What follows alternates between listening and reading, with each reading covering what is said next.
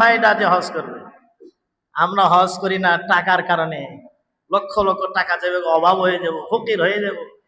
আল্লাহ বলেন বান্দা এটা কেমন করে সম্ভব? আমি তোমাকে দাওয়াত দিলাম আমার ঘরে আসবে, আর আমার ঘরে আসা যে তুমি ফকির হয়ে যাবে, তুমি অভাবে কষ্ট করবে, আমি না রিজিকের মালিক, তুমি কি এটা বিশ্বাস করো না? আমি কি রিজিক দাতা, এটা কি তোমার ইয়াকিন নাই? আমার ঘরে আসে তোমার অভাব হয়ে যাবে, এটা কোশ্চিন কালে হতে পারে না।